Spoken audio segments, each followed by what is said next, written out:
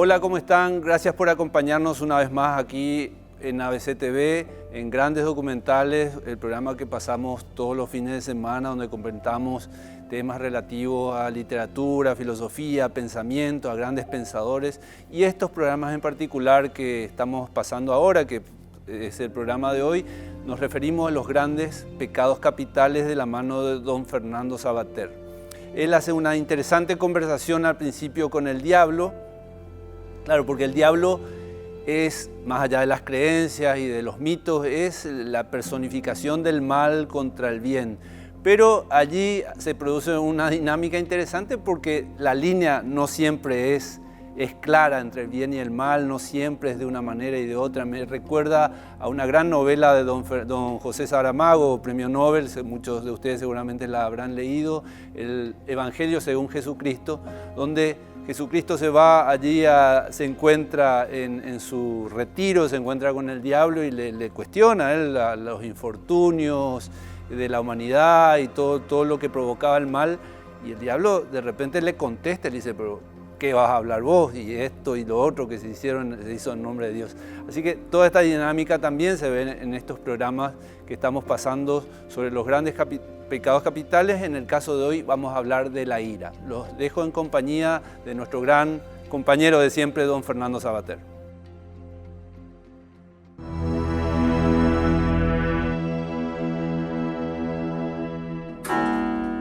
Estuve leyendo tus libros y pude comprobar que sos cultor de uno de mis pecados favoritos, la ira. No te podés contener, ¿no? Sí, reconozco que a veces cuando repaso mi obra casi me parece que es un museo del exabrupto. La indignación me pone en marcha. Yo si no me enfadase quizás no me movería, pero en cuanto me enfado corro hacia la máquina de escribir.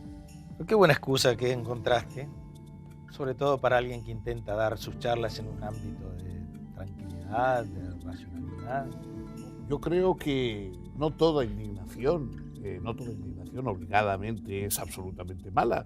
Yo he tenido muchos adversarios, he criticado muchas cosas, pero todas me parece que tienen algo en común. Son gente que está cerca del poder o en el poder mismo y que desde el poder intentan imponer a los demás su manera de pensar, que quieren obligar a los otros a que piensen a su modo. Estás confundido. La ira no es mala porque sí. Se pueden conseguir cosas maravillosas. Cuando la sangre empieza a circular, se activan las células, aparece esa pasión por ganar, por vencer, por derrotar al enemigo. Eso es el hombre en estado puro, sin ningún tipo de domesticación. Adoro la ira. Pero el hombre no somos animales, no somos seres naturales. Los animales pueden ser feroces, pero no son iracundos. Además, ellos no tienen el problema de decidir si existe Dios o si existe Satanás. Lo raro es que cuando los hombres se enfrentan, tienen no que animalizarse, sino que convertirse en una especie de místicos. Tienen que diabolizar al enemigo e inmediatamente convierten al otro en una especie de Satanás. Claro, me odian a mí y sin embargo yo soy una alternativa a todo lo establecido, a todo lo decidido. No, la única alternativa es la libertad. Las personas libres que pueden elegir y que pueden elegir juntas necesariamente porque son seres sociales. Esa es la verdadera alternativa. En cambio, esos predicadores que convierten al enemigo en Satanás, ¿no te extraña que lo único que une al señor George Bush y al señor Osama Bin Laden es que los dos coinciden en que el otro es Satán? Dos buenos muchachos, dos grandes amigos. Muy peligrosos amigos. Pobre humanidad. Manos de gente que consideran diabólico a todo el que les lleva la contraria. Mira vos, y pensar que yo a los que me llevan la contra los identifico con Dios.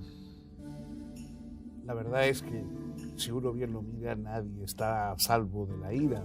Fue iracundo hasta Don Quijote, hasta Cristo, que empezó a dar latigazos a los mercaderes del templo, que después de todo, yo creo que era gente que tenía todos sus papeles en regla, todas las autorizaciones, y no deberían quedarse asombrados de ver que aquel señor, que ni siquiera era un inspector, se daba a cintarazos con todos ellos. La verdad es que me asombra la paciencia que tengo con vos. Tantos años forjándome un nombre, una imagen, para que todo lo que haga sea cuestionado. Me da una bronca. ¿Qué quieres? Es el signo de los tiempos. Ahora yo te dejo, que tengo que seguir con el programa. Ira. pasión del alma que causa indignación y enojo. Amigas, amigos, bienvenidos. El programa de hoy se dedica a la ira, esa especie de pasión arrebatadora, esa furia que de vez en cuando nos convierte en auténticas fieras, personas que aparentemente somos humanos como los demás, por un pequeño estímulo, por una provocación o quizá ante alguna causa justificada, nos convertimos en auténticos salvajes. Para explicar las cuestiones en torno a la ira, si siempre es mala o si tiene aspectos positivos, hasta qué punto podemos considerarla un vicio o un elemento simplemente básico de nuestra condición, vamos a dedicar los próximos minutos. Con ustedes, como siempre.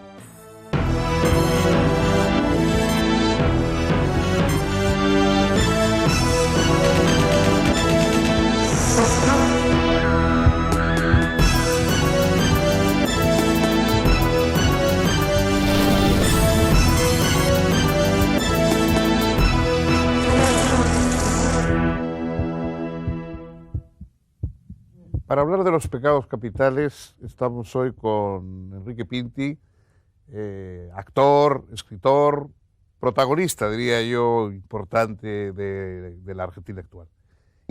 Y antes de entrar en los detalles de cada uno de los 7 famosos pecados que estableció Gregorio Magno en el siglo VI, yo diría, hoy, para quienes quizá no tenemos una prioridad religiosa, ¿qué sentido puede tener la idea de pecado? ¿Qué puede ser para nosotros un pecado? Y yo pienso que siempre, yo creo que el habla popular es más clara que cualquier teología. Y la gente dice, es un pecado, por ejemplo, perderse los hijos. Es un pecado no disfrutar la vida. Es un pecado no comunicarse. Es un pecado desaprovechar lo poco que uno pasa por este mundo. La gente normalmente lo dice, los religiosos, los no religiosos, los católicos, los judíos, los ateos, los jóvenes, los viejos, dicen, ¿qué pecado? ¿Qué pecado? Cuando se han perdido algo bueno. Es la expresión tan bonita del italiano que para decir qué lástima dice qué pecado. Pecado, pecado. Ellos, claro, pecado. Pecado por perderse unas buenas sensaciones. Yo creo que el sentido de la palabra pecar hoy en día es lo que uno se perdió que lo que uno transgredió. Esa expresión castellana de decir en el pecado lleva la penitencia, sí, yo creo que tiene mucho sentido. Es decir, sentido. que como tú decías, cuando se dice qué pecado perderse algo grato, algo bueno, es que el propio pecado encierra ya su penitencia. Exactamente. ¿No? Yo soy una persona víctima de la gula, por ejemplo. He sido toda la vida una víctima de la gula, con un sobrepeso de toda la vida. Y esto no es por las glándulas. Uno le echa la culpa a las glándulas. Sí, siempre suele uno. Yo también a veces le echo la culpa a las glándulas. Es posible que haya alguna mayor asimilación. Es posible que uno empiece con esas tonterías de que... Bueno, yo tengo un amigo flaco que se come países y está flaco y yo, en cambio, miro una pizza y engordo. Pero es que aparte de mirarla, uno se la ha comido también. Entonces, yo he sido una víctima de la gula y de verdad pienso que me ha acarreado una serie de problemas, no insolubles, nada por el estilo, pero en el castigo estuvo la penitencia, y en el pecado está la penitencia. Que hubieras preferido no haber tenido que caer en ello, ¿no? Exactamente. O sea, que es un poco, yo creo que el pecado, no sé, yo, si ya que estamos de confesiones, soy muy iracundo, soy una persona que propendo a dejarme arrastrar por la ira. Claro. Y la sensación es que después dices, bueno, yo preferiría no haber sido así, no haberme dejado llevar, no haber dicho esas palabras que... Fíjate que todo se conecta, porque yo soy goloso y soy avaro de la comida. No puedes tocarme nada del plato. Yo te pago uno si quieres, pero no me puedes tocar. Yo no puedo compartir comida. Puedo compartir cualquier cosa. Eso de vamos a picar todos de... Nada. Vamos a compartir. No, te pidas un plato. Yo no lo puedo hacer, no lo puedo hacer. Entonces se conecta, fíjate como todos los pecados se van conectando. Yo tengo la conexión gula-avaricia, pero de la peor manera. Todos los que hacemos obras artísticas tenemos el pecado de la soberbia, eso es evidente.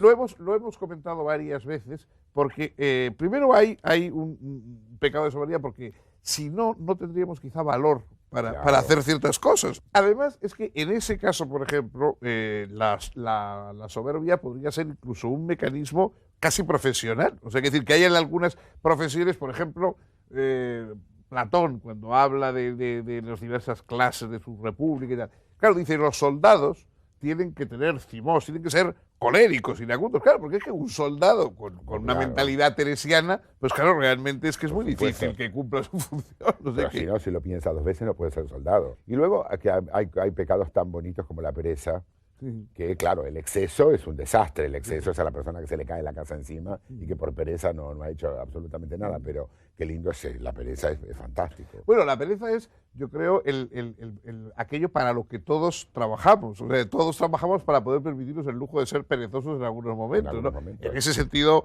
de pereza positiva, de ocio. Claro, es que es el ocio, es que siempre tiene su contrapartida. Está el Claro. ocio, está el saber comer, no es gula, Sí, sí. y saber descansar no es pereza, es poder usar la Yo creo que es así. Uno de los pecados que, cuando hemos discutido estos días sobre ello, se ve que tiene relación con el mundo del arte, etcétera, es la envidia. Es que la envidia tiene muy mala prensa y hace bien, porque lógicamente siempre es feo ser envidioso. Entonces, Nadie se enorgullece de ser envidioso. nadie se enorgullece envidioso, y ahora se ha inventado una nueva, el posmodernismo ha inventado, te envidio bien, te dicen.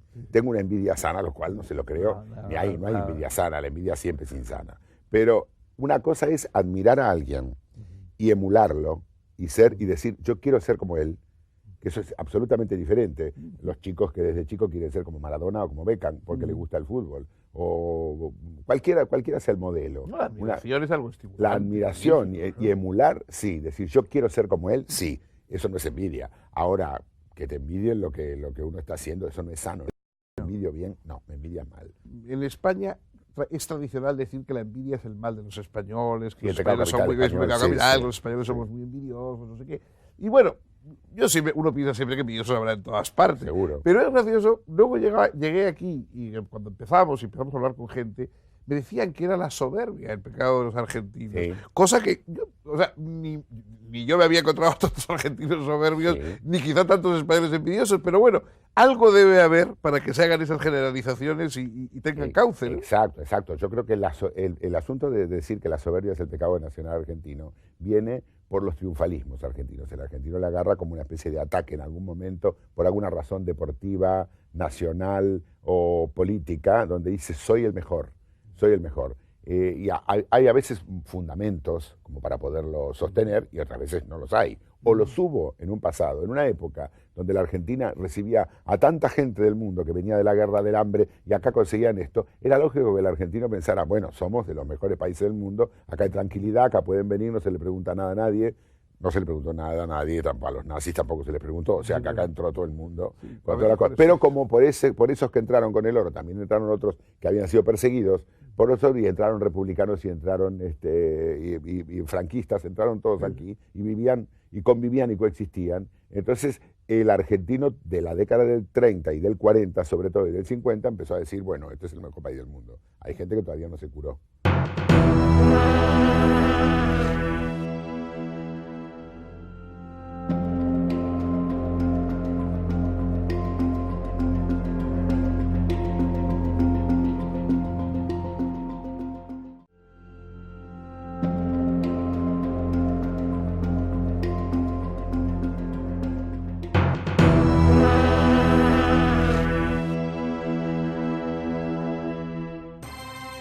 Uno de los aspectos más negativos de la ira es que esa pasión no aumenta precisamente la inteligencia ni el conocimiento de quien la siente, más bien al contrario. Se dice estar de ira, lo que quiere decirse que no se ve lo que hay, no se ve la realidad, que el que está iracundo actúa como un ciego a trompicones y se porta como un auténtico estúpido. Yo en eso coincido completamente con lo que dice el escritor argentino Federico Andrés.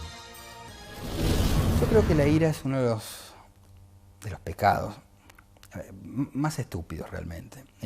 Y yo debo confesar mi profunda estupidez porque la ira es irreflexiva, es casi, si se quiere, el más elemental, ¿no? de los pecados elementales, en el sentido de que esto se ve con mucha frecuencia en el reino animal, ¿no? La ira. Paradójicamente me produce mucha ira reconocerme como un iracundo.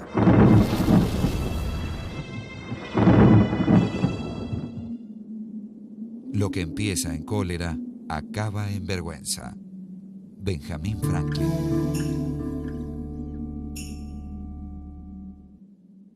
Yo el otro día me contaba una amiga una anécdota que me parece muy significativa. Tenía ella pues un hijo pequeño y entonces solían ir con algunos otros hijos de otros amigos al campo, ¿no? Entonces el hijo de esta amiga y los otros y tal, en cuanto llegaban al campo los chicos se ponían a jugar, se ponían felices. Todos ellos eran chicos que en sus casas naturalmente tenían permiso para ver la televisión si querían y bueno, lo veían en su casa y en cuanto él veía en el campo, preferían el campo porque naturalmente todos los chicos sanos prefieren jugar en el campo que... Entonces había uno de ellos cuyo padre, que era un hombre muy rigorista y muy no sé qué, no le dejaba ver la televisión. En su casa no había televisión, no sé qué. Entonces esos, en cuanto llegaban a esa casita del campo, el niño se sentaba delante del televisor y mientras todos los demás se iban al campo a jugar, él se pasaba todo el rato viendo la televisión, que era lo que tenía prohibido. Exacto. Entonces, que claro, que lo que único que se conseguía, puesto que la televisión no iba a dejar de existir, lo único que se conseguía prohibiéndosela a la criatura era despertarle una ansia de verla. De ver que era eso. Excepcional. Y por supuesto pasa exactamente. La ley seca, ¿cuándo funciona la ley seca? Nunca. La ley seca, uno de los países de más grado de alcoholismo, era Estados Unidos, sigue siendo Estados Unidos, y cuando se hizo la ley seca en la década del 20, lo que hizo fue fomentar, y aparte de fomentar el alcoholismo, fomentar un nuevo tipo de delincuencia, como si ya lo tuvieran bastante, tuvieron el contrabando de bebidas y por supuesto los gángsters, las bandas y miles de personas muertas, y lo mismo pasa con la prostitución, que es el trabajo más viejo del mundo.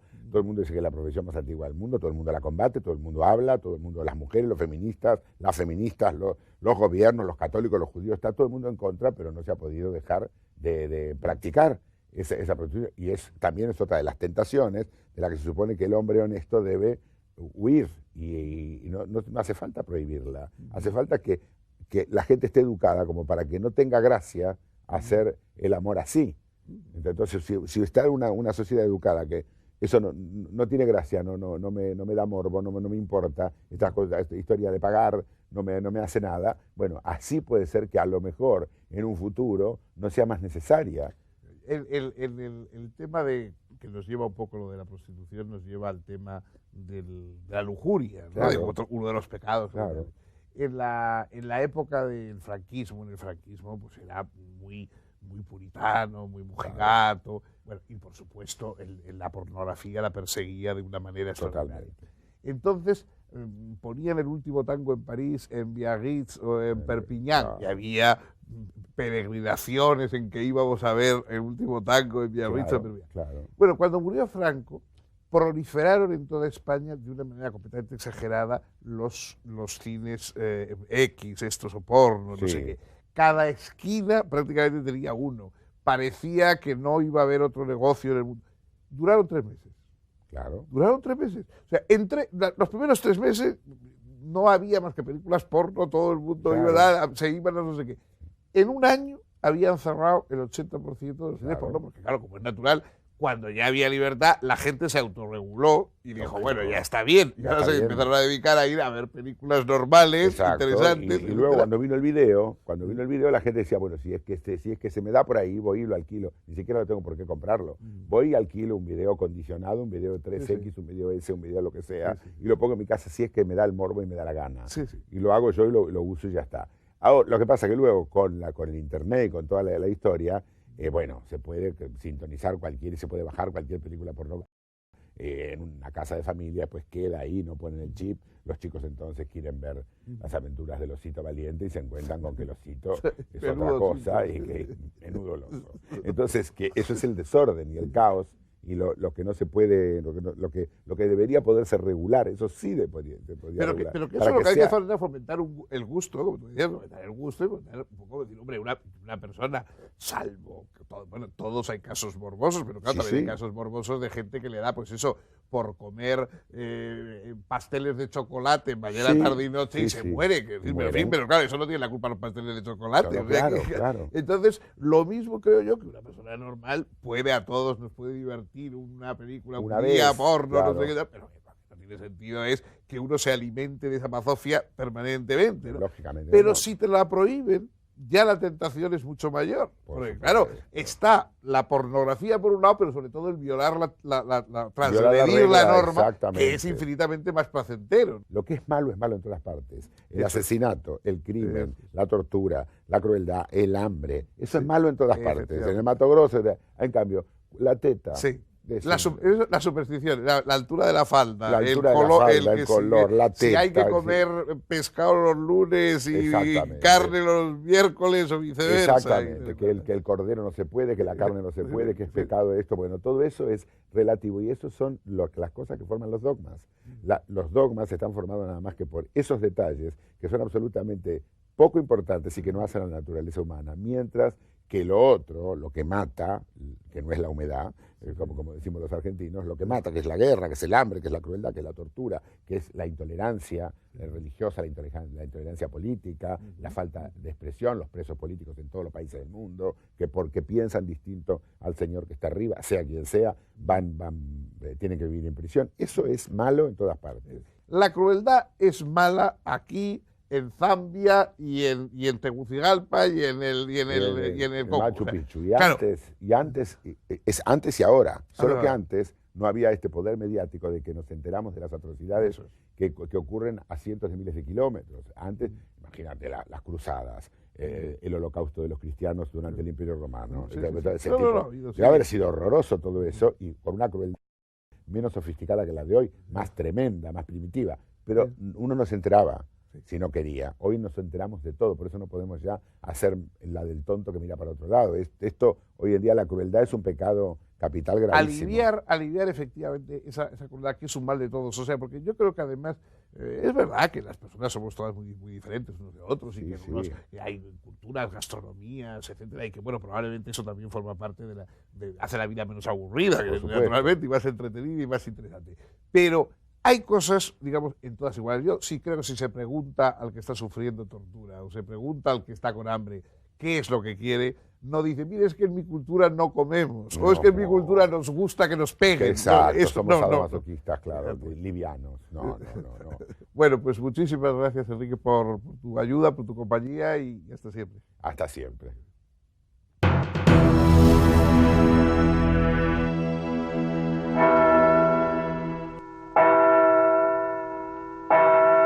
Si consideramos el pecado de la ira, se da en él una especie de contradicción. Por una parte, es una pasión y por lo tanto el iracundo, cuando se deja ir en la ira, pues se complace en ello. Pero por otra parte también es un tormento, es un padecimiento para el iracundo, es algo que hace sufrir. Hay una historia muy linda que aparecen los padres del desierto, en la primera época de los monjes, cuando viven en el desierto. Y hay una literatura que es anécdotas ilustrativas. Y hay un monje que era muy iracundo y se peleaba y se enojaba y siempre enojado. Y en un momento dado se enoja con un hermano y muere del corazón, del enojo. Entonces el abad dice, bueno, no se lo puede enterrar en Camposanto porque murió en pecado, murió en ira. Entonces dice que aparece un ángel, que siempre es el que trae la otra dimensión, dice, no murió en ira, murió peleando contra su ira, entonces está en el cielo. Pero esa idea de que es una pasión y lo humano es el humanizarla, o sea, el controlarla o más aún el sublimarla. Pero creo que tiene ese componente que es algo que me pasa y mi responsabilidad es qué hago con eso que me invade a mí. ¿Qué es la ira? Es una forma de desahogarse, ¿sí? Muchas veces es muy mal tomada, pero es buena. La ira siempre ayuda a desahogarse a la gente. Falta de control, descontrol en realidad.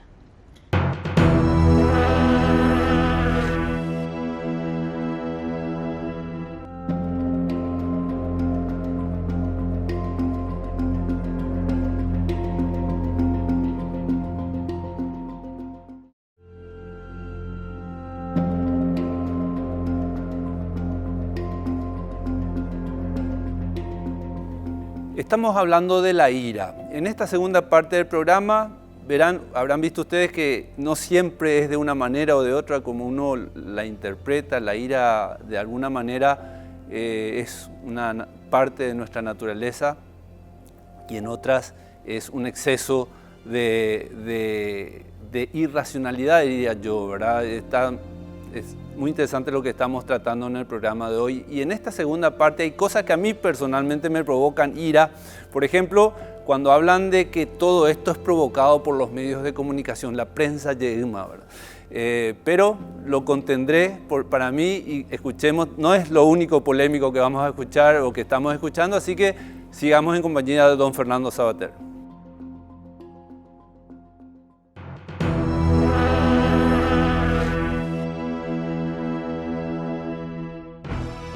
El aspecto positivo de la ira es que pone en acción a las personas. Un iracundo normalmente es alguien que se mueve, es que se lanza. Y a veces se lanza con buenas razones, porque se lanza pues, contra una injusticia o contra un abuso. Lo importante es cuál es la estrategia que se va a seguir. No, la violencia no es obligatoriamente el único desenlace de la ira. También puede haber otras estrategias más pensadas, incluso más civilizadas, de luchar contra los males contra los que sentimos ira o cólera. Esto es lo que nos señala el actor Horacio Fontón. Hay muchas formas de luchar contra la injusticia. La primera es la violencia, porque la violencia es parte de la naturaleza. Los bichos son violentos. Los bichos no tienen prejuicios ni preceptos, son solo violentos porque sí. Después nosotros podríamos desarrollar un poco la ira a la violencia, como la propuso Gandhi, por ejemplo, yendo a la desobediencia civil, ¿no? Que es una buena forma de la protesta social, ahí, sin estorbar a los demás. Por estas dos cosas no debe airarse un hombre nunca, por lo que puede remediar y por lo que no puede remediar. Thomas Fuller.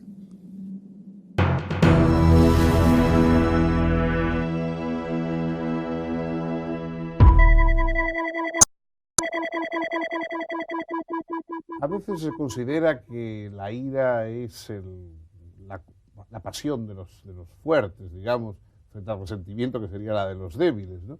Pero en realidad, ¿quién establece el que es fuerte y el que es débil en estos campos? Bueno, hay un dicho en la tradición judía que es muy importante, que aparece en uno de los tratados, el Tratado de Principios, que dice: ¿quién es sabio? Aquel que aprende de los demás. ¿Quién es rico? Aquel que se contenta o que disfruta lo que tiene. ¿Y quién es fuerte? Aquel que domina sus impulsos. Y hay algo más que me parece que es muy rico en todo este pensamiento. Darnos cuenta que los héroes no son los grandes, ¿sí? Los grandes que tienen músculos, etcétera, etcétera, sino los que cotidianamente saben contentarse y dominar sus propios impulsos, ¿sí? Dominar sus propias pasiones y saber cómo tienen que vivir la vida cotidiana.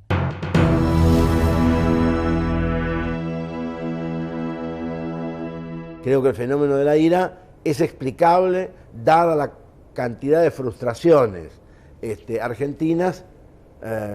Hay como una especie de la ira individual sumada a otra genera la ira colectiva. Esto se expresa en cosas que, bueno, sobre todo ustedes los porteños lo ven diariamente. Si el porteño es el prototipo del quejoso, el resentido, el que nunca le gustan las cosas, el que siempre está mal. Qué lindo día de sol, sí, pero se va a nublar. Te compraste un coche nuevo, sí, pero te lo van a chocar, digamos. Toda esa cosa negativa que finalmente explota en actitudes irascibles, bueno, en el fenómeno, digamos, del piqueterismo, de la manifestación violenta, de la llamada inseguridad, que por otra parte está muy bien fomentada y muy bien armada. Es decir, la televisión argentina y los medios periodísticos argentinos vienen haciendo una consistente docencia en favor de la inseguridad. Es decir, enseñan a robar, enseñan a matar, enseñan a ser prepotente, enseñan a ser violento. Desdichadamente, el descontrol del Estado o el no control del Estado permite que los instrumentos de comunicación, que en realidad son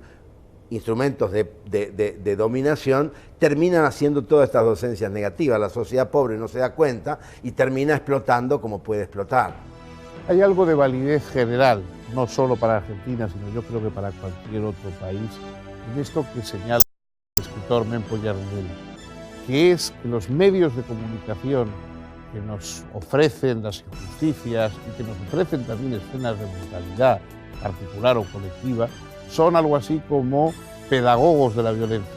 En último término, son los propios medios de comunicación los que van creando las frustraciones que desembocarán finalmente en una explosión violenta.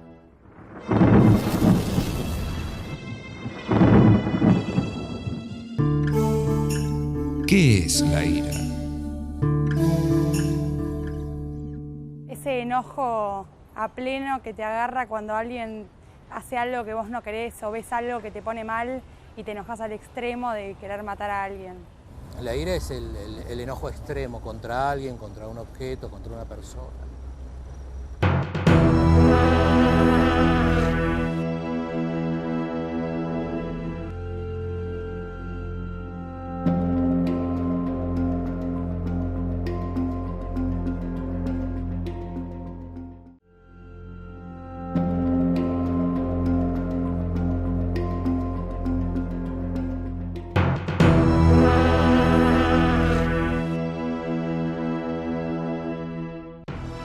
Cuando está provocada por una nimiedad o por algo caprichoso o arbitrario, naturalmente la cólera, el arrebato iracundo es algo pecaminoso.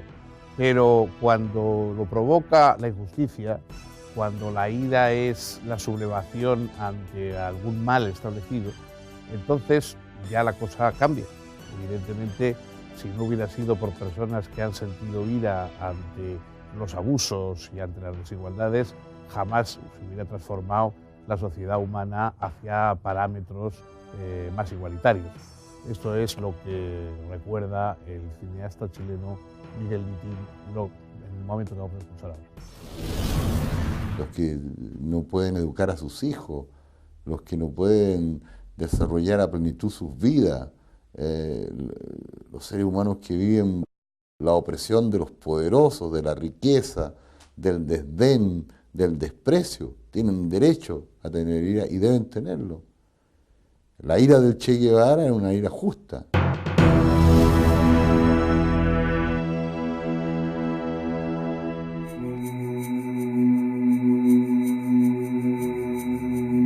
Hoy el tema de la ira se relaciona inevitablemente con la violencia.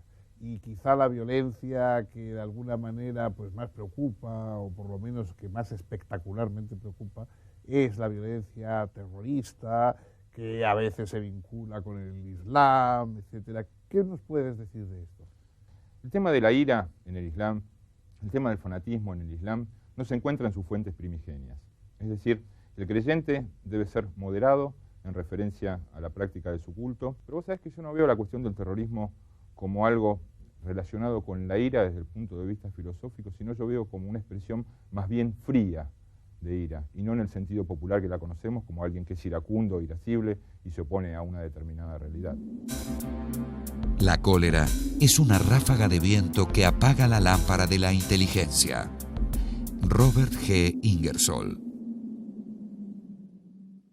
Hoy nuestro coloquio versará sobre la ira.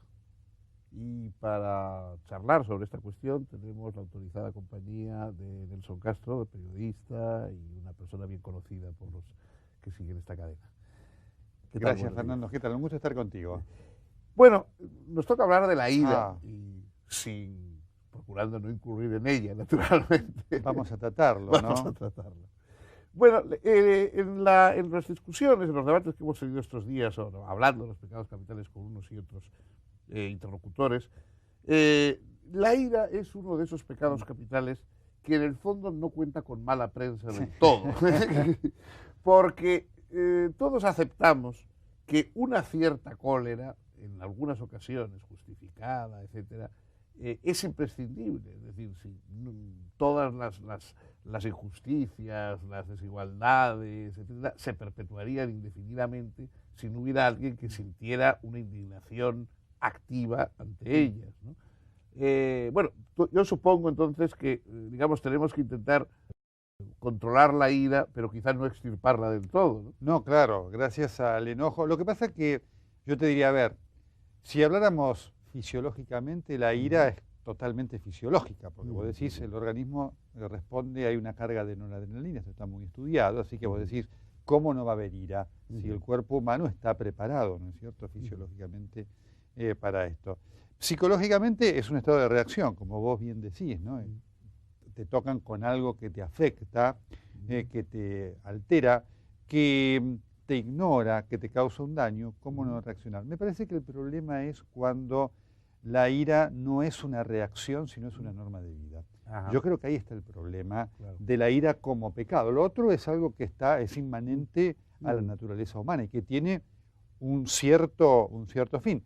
Fíjate, volviendo a lo fisiológico, que si no estuviera esta reacción de agresividad, no podrías responder ante situaciones de agresividad que te produce el medio ambiente. Y además hay, también hablando desde la experiencia, ese carácter un poco estupidizador que tiene la ira, ¿no? Es decir, mientras que hay a veces otras pasiones, etcétera, que agudizan la capacidad de uno de ver, de sentir, la ira es obnubiladora. Sí, Evidentemente es obnubiladora. De hecho, esa expresión española, ¿no? Estar ciego de ira es muy característica, porque es verdad, la ira te ciega. O sea, hay que decir, no mejoras ni te das cuenta.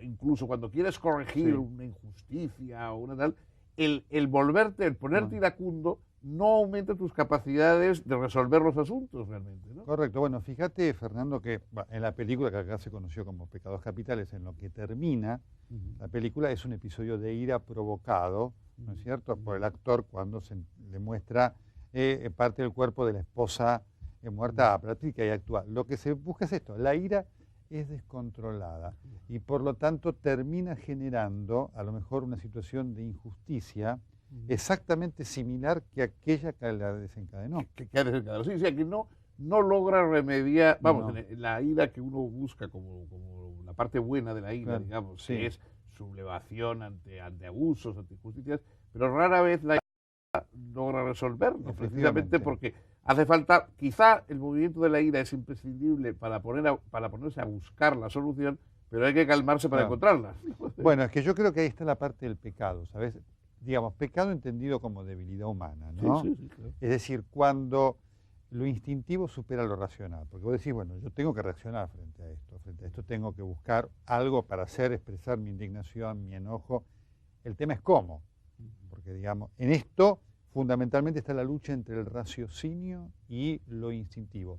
Y el problema de la ira, y por eso creo que lo concebimos como pecado capital, es que lo instintivo, lo emocional, supera totalmente y te lleva a una situación descontrolada de enorme perjuicio. Esto que se conoce a veces como la emoción violenta, que es una de las manifestaciones de la ira, puede tener efectos impensados que se extienden inclusive sobre aquel sujeto que fue el desencadenante de este problema, ¿no? Sí, yo creo que todos los pecados capitales que estamos viendo tienen este punto en común, que son todos ellos la desaparición de lo humano en la persona. Es decir, o sea que ninguno de ellos representa un mal absoluto, sino solamente un mal en las circunstancias en que por abuso, por la situación, etcétera, etcétera, hacen disminuir o hacen desaparecer la humanidad del sujeto, ¿no? Y esa es la parte mala. En el caso de la ira, el que se convierta uno en una especie de fiera, Claro. ¿no? En vez de en un ser. Totalmente. Ahora, fíjate qué particularidad tiene la ira, ¿no? Cuando tuviste la gentileza de convocarme para esto, uno siempre va pensando y reflexionando sobre estos hechos.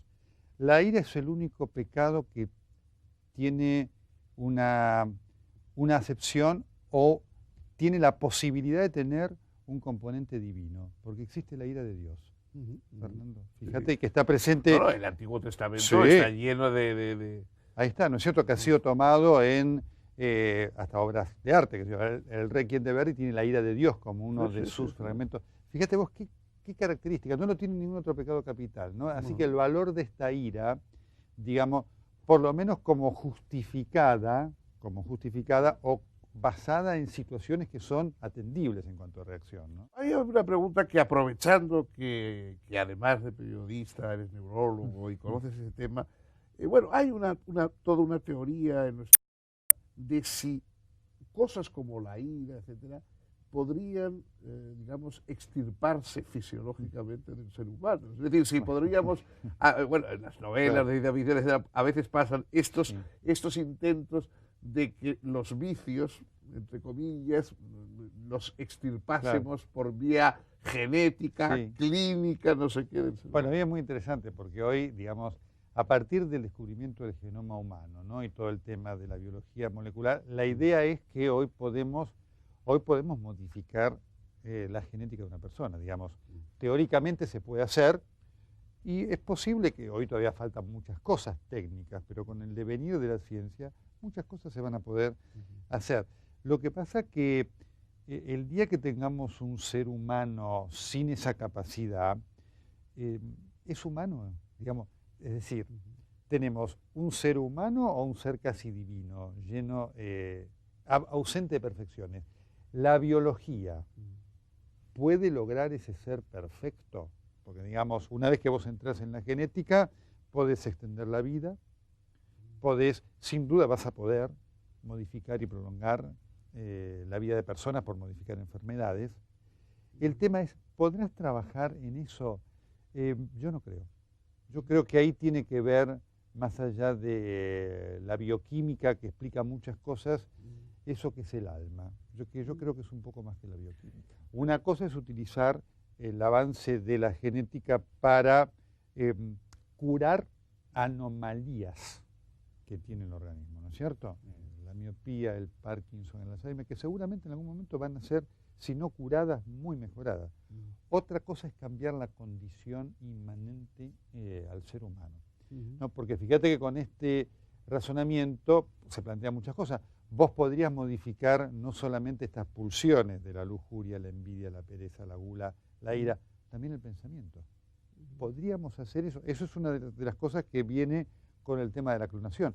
Vos podés clonar el funcionamiento del corazón, del estómago, pero ¿podés clonar el pensamiento? Yo no creo.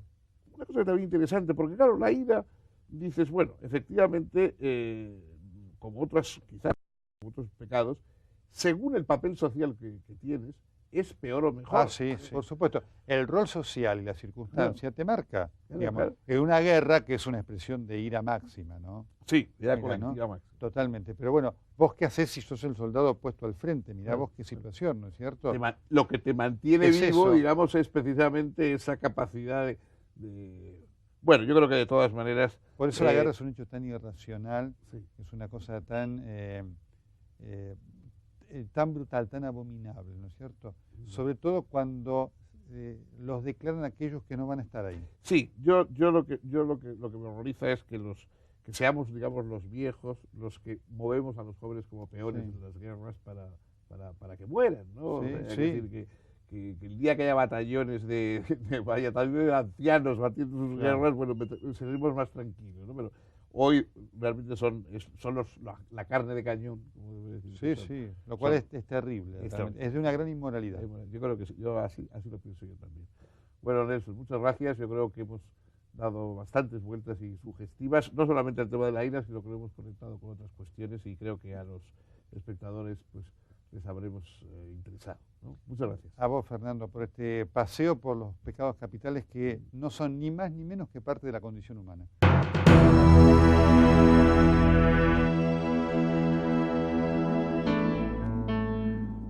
El que domina su cólera, domina su peor enemigo, Confucio. El pecado de la ira me parece que es una cuestión de grado.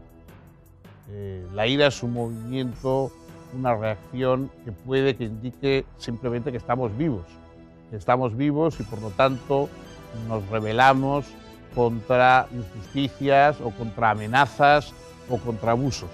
En ese sentido no creo que nada pueda decirse contra ella. Es el grado, es decir, cuando ese movimiento instintivo pasional de la ira se despierta o bien por una causa nimia o bien por una desproporción exagerada. Nos ciega, nos estupidiza y nos convierte en una especie de bestias obcecadas. Ese exceso es el malo, pero yo creo que un punto de cólera es necesario. Después de todo, se habla de una santa ira, mientras que no se habla casi nunca de santidad en respecto a otros pecados.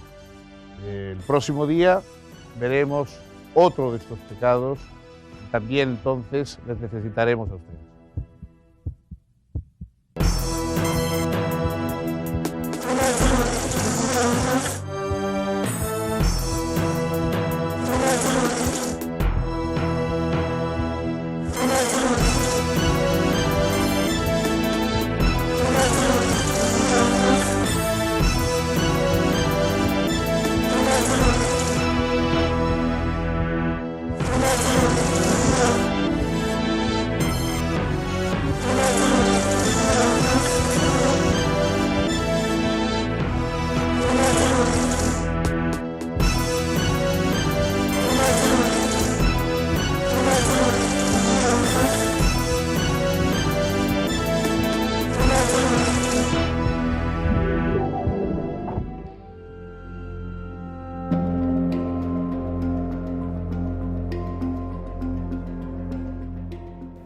Bueno, así hemos terminado el programa de hoy relativo a la ira. Espero que lo hayan disfrutado y si no, por favor, no manifiesten su ira contra nosotros. Solamente estamos compartiendo algunas ideas sobre todos estos grandes temas que hacen necesariamente a la naturaleza humana de forma muy dinámica, como lo hemos visto con don Fernando Sabater. Gracias por acompañarnos todos los fines de semana en ABC TV en Grandes Documentales. Nos encontramos el próximo. Que tengan un gran resto de jornada.